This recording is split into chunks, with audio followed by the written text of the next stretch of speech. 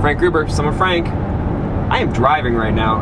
I'm in Chicagoland, going to pick up Gary Vaynerchuk, the Wine 2.0 king himself, from the O'Hare Airport. He's going to be coming out to Woodstock, Illinois, which is my hometown. He usually inspires the crowd, so it should be fun.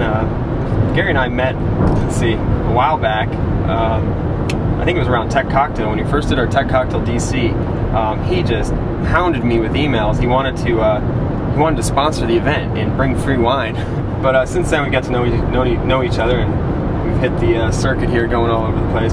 Sat on panels together in DC and as well as in other places as well. So it should be a lot of fun. I'm glad I get to introduce him at the Opera House. You don't know Woodstock Opera House? It's actually in the movie Groundhog Day. Bill Murray does a dive off of it in a part of the movie. It's also where Orson Welles and Paul Newman got their start. So it's gonna be great. It's quaint little square, and I'm glad he's coming to my hometown. So we'll be following him along the way. So we just picked up Gary V. We are in Woodstock. Gary V is in the back here, almost there, getting ready to take him to dinner. Gary. Dinner. I'm hungry. Hello. What have you been up to, Gary? What haven't I been up to? This is my 5th or 6th flight this week, and I'm flying back to Vegas tomorrow, and then Monday I'm going to San Diego to watch my Jets stun the Chargers. Nice. And then Tuesday I go to LA to do some work, and then Thursday to Miami to do a book signing. What are you looking forward to tonight here in Woodstock? Oh, good people, good times. You know, that's always fun. Yeah. I'm looking forward to, speaking. I always love to speak, interaction. Yeah. Gonna try to prep the crowd right from the get-go that I want to do some Q&A. Yeah. We'll see. It seems like it might be a little bit more of an old school crowd. Do you think they'll be wearing the wristbands, or? I don't know. I'm gonna probably have to tone down my scene a little bit, but I'm very flexible. I run the entire gamut. Yeah. I'm definitely the kind of guy who can, do the 6-year-old crowd or the 106-year-old crowd. So I'm confident. Do you do like bicycle balloon type tricks, that kind of stuff? Yeah, I mean, you mean like make the bicycle? Yeah. I want a bicycle. Yeah. Here you go, kids. Yeah, I feel very comfortable in speaking in front of people. So just like in business, I think it's about giving the community or your audience what they want, not necessarily what you want to talk about. Because otherwise, I just talk about the Jets and every key. How are they doing so far? What are you? 1-1. 1-1. 1-1. Lost to the Pats. About Favre, you liking it? I like Brett Favre. I like Brett Favre. Awesome. Yeah. I'm sure you're doing a great job. Thanks, man.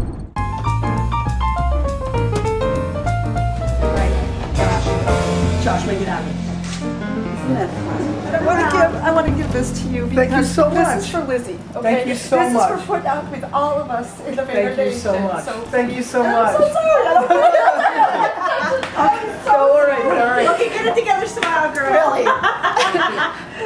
Okay, yeah. That's crazy. She was quarter days. That is like the most humbling thing. I'm sure. You know what? Every human being needs to experience that.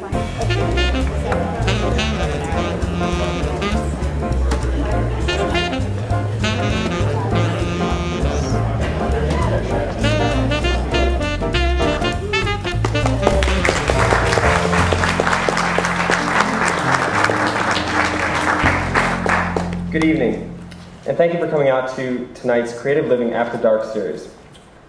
This event was sponsored by the Woodstock Fine Arts Association. I'm Frank Gruber, and some of you around here might know me as FJ. I'm SOMEWHAT FRANK.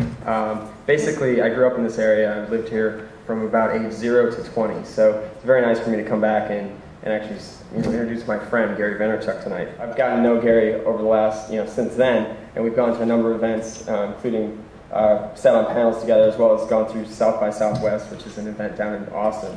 Had a great time.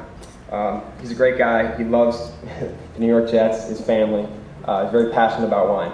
So I'm very pleased to introduce Gary Vaynerchuk to you all in Woodstock, Illinois.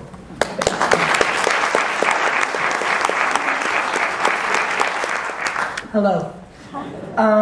First and foremost, I think it would be obnoxious for me not to give a humongous congratulations to your Chicago Cubs. You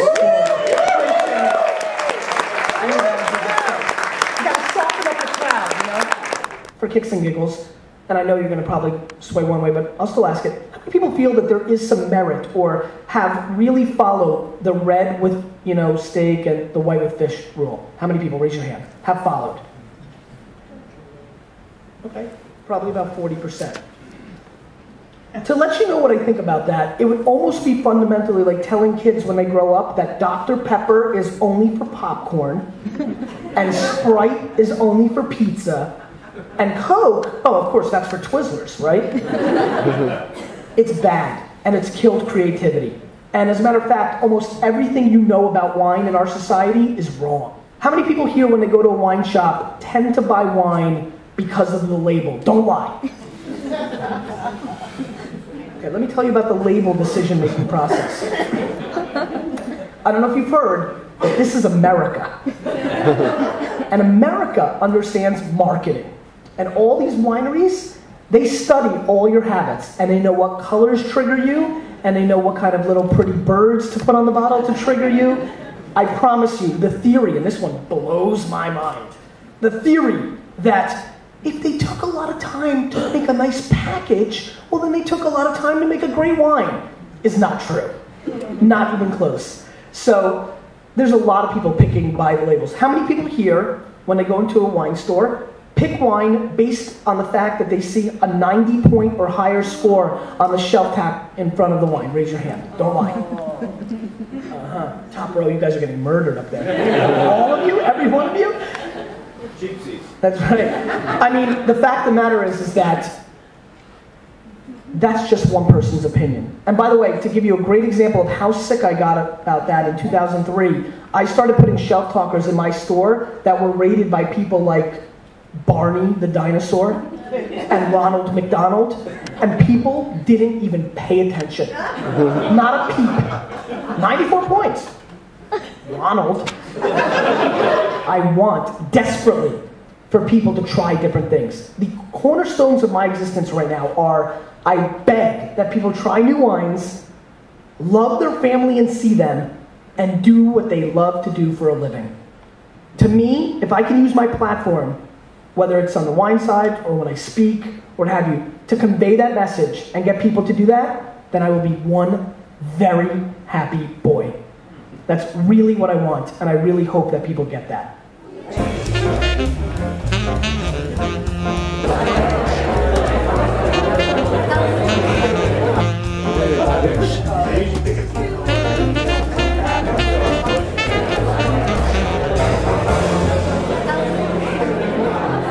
We're in front of the Woodstock Opera House right now. Which is old. It's really old. Gary, what do you think about Woodstock so far? Woodstock is, it reminds me a lot of New York City. It's a very progressive town. Look, they're flipping. They're flipping. Get them. Oh, that's New Wave. Yeah, in Woodstock. I mean, in Woodstock. See, if you don't understand where social media is going, they're flipping in right Woodstock. Now. That was a classic example of the future. It really Frank, is. We're living in the future. We are. We are.